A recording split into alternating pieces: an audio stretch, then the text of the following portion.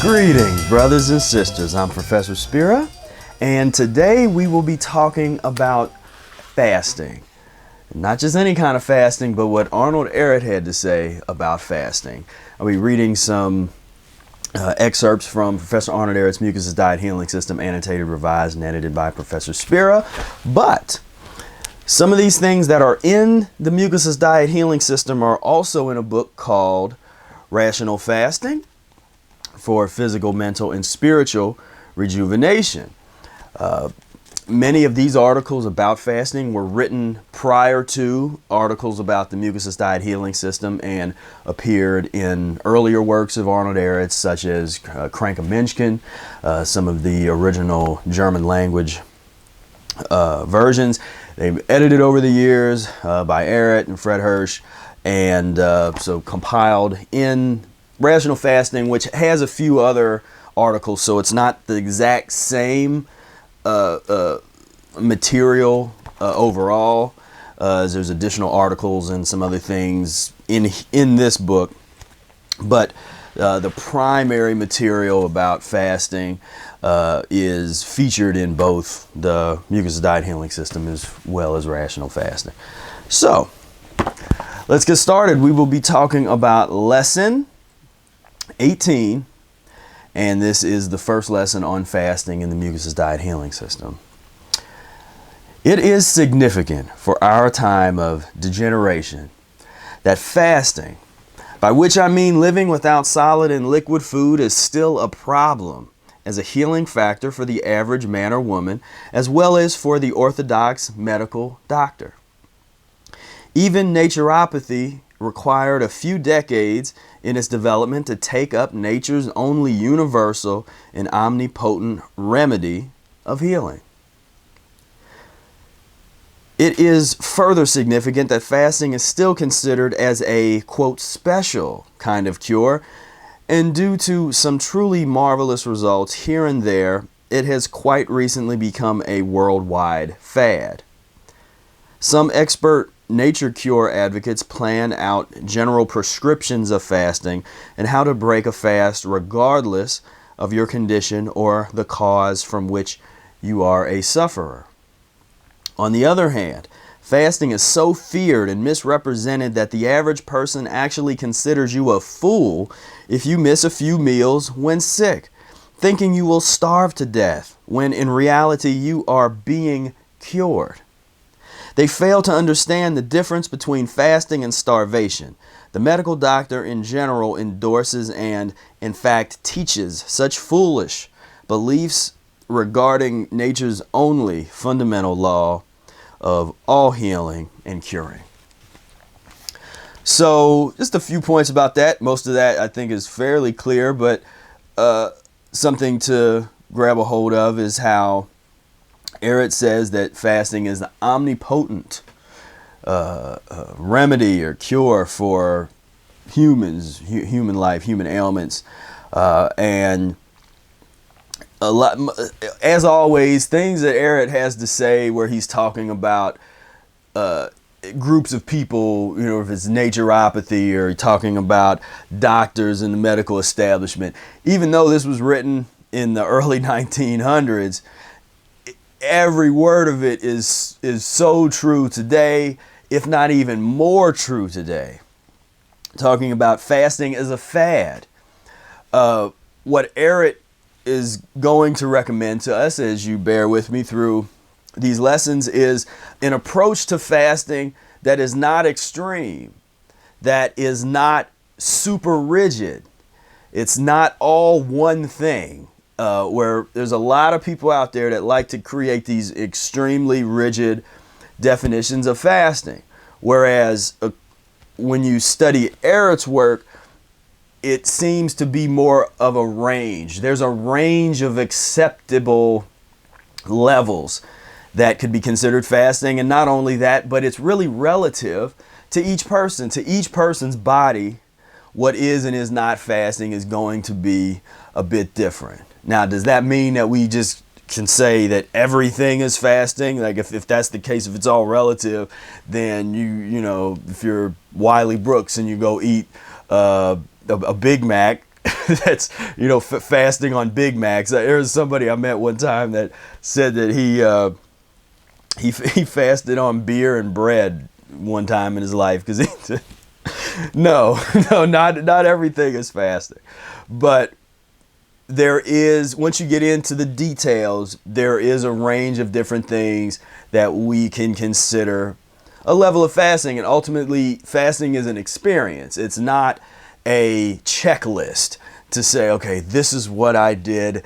Am I fasting yet? I consumed this and I didn't consume that. It's like fasting is actually a feeling. So it's actually hard to discuss that aspect of it. It's an experience, and the experience is hard to describe, and there's a lot of different experiences. So when I say experience, I mean that's the experience that you have, or that I have, or that Brother Ehret has, or that anybody has. But those experiences can be quite different. So it's a very dynamic thing.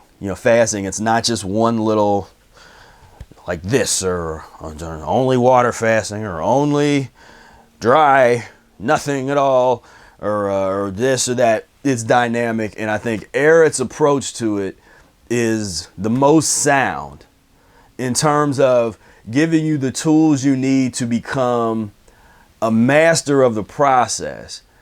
So it's not about how long you're going, how long the fast is, or short, or this. It's about coming up with a rational approach for you that's totally safe, that's totally rational.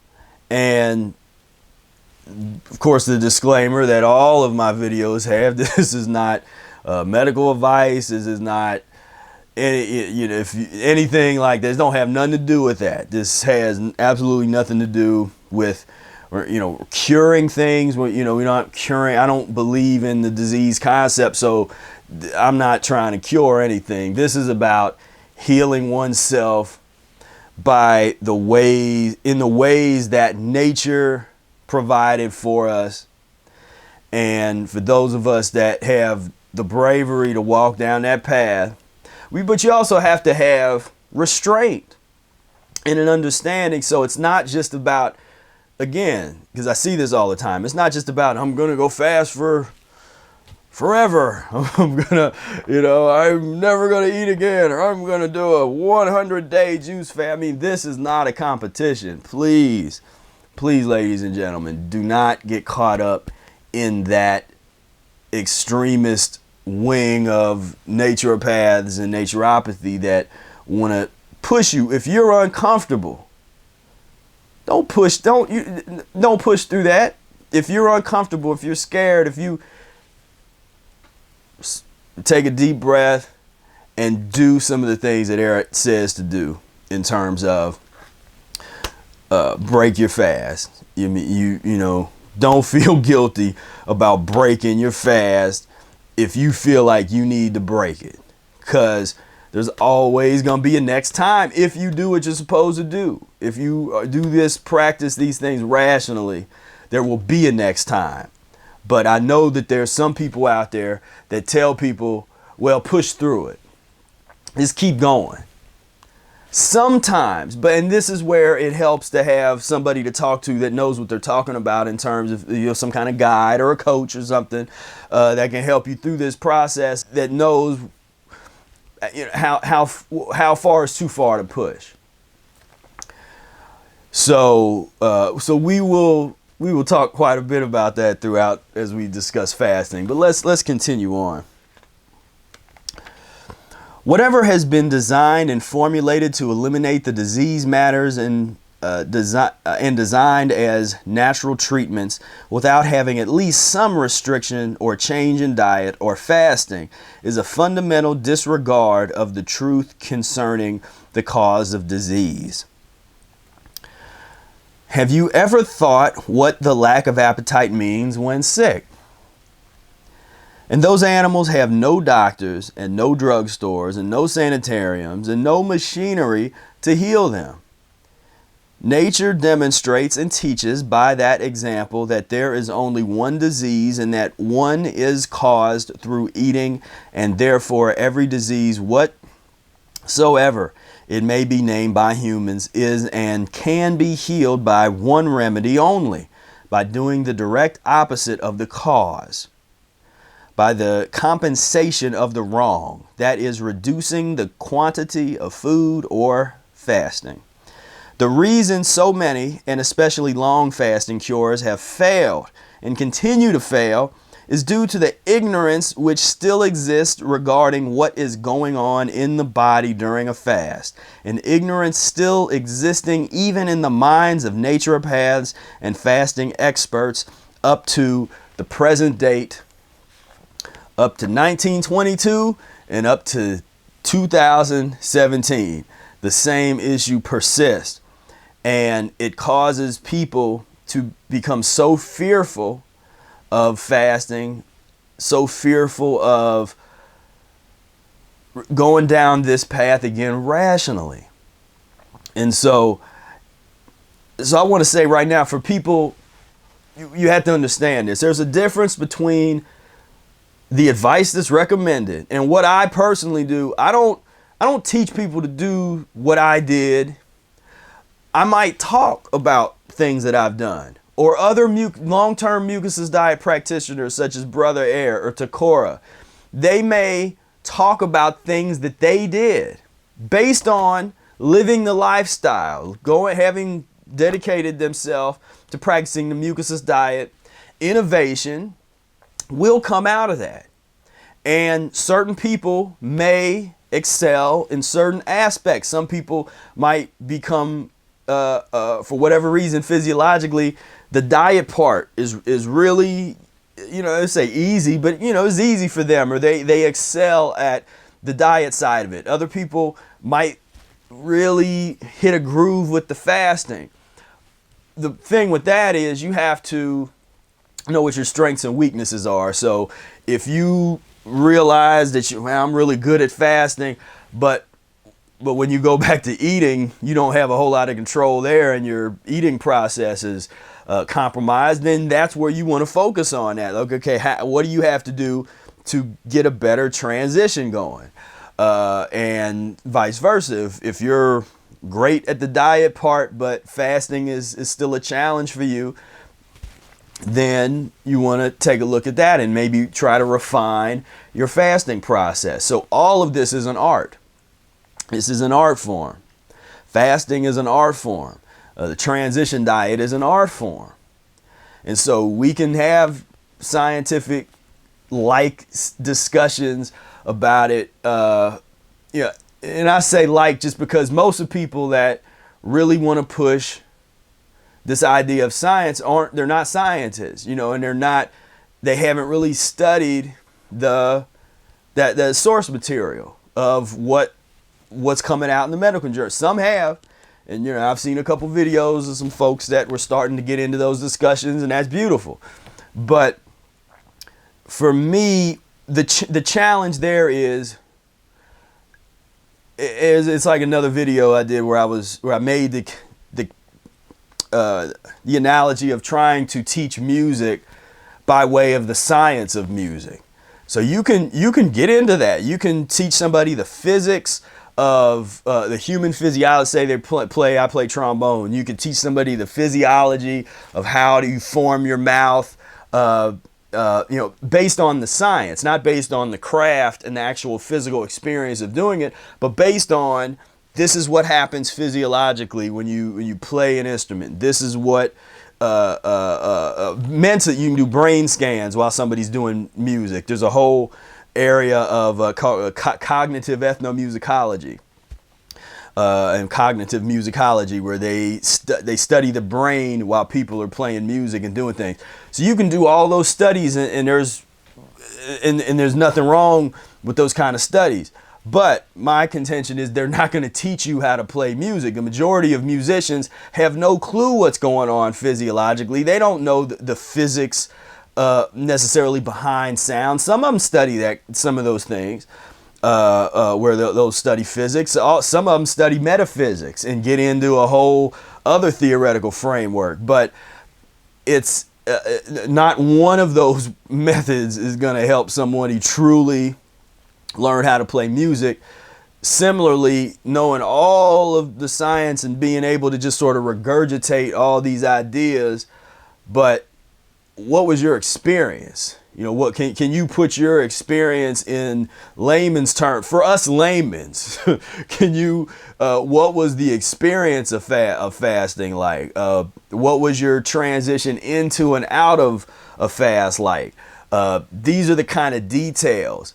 Just like I can teach somebody how to warm up, but I don't, with their instrument, but I don't have to discuss the details of scientific theory to teach you how to warm up as a musician. And there's all those kind of things to me are applicable within the realm of fasting. And so it's an art form. And so keep that in mind as we move forward and we talk about these different elements, because one of the distinctive characteristics of an art form is it's not the same for a person. You can teach someone all of the techniques of Leonardo da Vinci, and I guarantee you then they're not going to be able to do art like Leonardo da Vinci. They'll do art like themselves, unless their art is copying the art of other people, which, you know, forgers and forgery, that, you know, that's a whole other artistic discussion as to what is that. If you're just copying what other people did, but that, to me, that's not the real art form. You know, the real art form is when you look at the principles and then you walk the walk. You know, you walk the walk and you experience what it is to go through this process. So obviously I have a lot to say on this. Over the years, I've not talked about fasting as much as you would think that maybe I could have. And one of the main reasons was because so many people misunderstand fasting, and I didn't want to be responsible where people pointing the finger at me saying, "Oh, you well, they're doing it anyway now." So now it's like, all right, let's get into this, because people are, you know, they confuse me and say, "Oh, you're promoting long-term fasting." No, I'm not. I've never told anybody to do long fast. There's a difference between what you recommend people do and people that are sharing their experience. And I notice it's very hard for people to understand that there is a difference between people sitting around at a table talking about things that they've personally experienced versus what is recommended in the book. And what tends to happen is people hear what other people did and they want to do it. And that's where you just come to the maturity of this. I think we should be able to talk about our experiences. So if I want to talk about the longer fast I've done, I feel like I should be able, even though I don't, I feel like I should be able to talk about him, or Brother Ehret should be able to talk about his, without people feeling like I'm telling them to do that they have to do long fast just because I did. I've never said that. I've never promoted long-term water fasting, long-term dry fasting. I've always promoted Ehret's approach, which is in the beginning short-term fasting. Once you get into the long-term stuff and you step away from the basic introductory fasting principles here, you're exploring on your own. And I'm not against that. But that is an on your own scenario, unless you're working with somebody that's telling you, okay, well, you know, fast a little longer. You know, we're working with somebody that's really a mucusless diet healing system expert, because most other people promote. I don't know a whole lot of people that promote the mucusless diet style of fasting. You know, 2 to 3 day fast, 24-hour fast, in combination with the mucusless diet healing system over a long period of time. I know people that promote, you know, eat fruit until you're healed, and you know, or do your 40-day, 50-day water fast, or do 21-day dry fast. You know, so there's all those, and for some reason those are super popular. But 2 to 3 day fast on juice, For some reason, that's not as sexy to people. So I don't know. Let's make that sexy. Let's make rational fasting sexy. That's gonna be the new the new thing. Bringing sexy back to rationalities. I'm bringing sexy back. Watch your eye attack. Anyway, stay tuned for part 2 of this discussion. We will continue right on. I love you guys. Thank you for tuning in. And until next time, peace, love, and breath.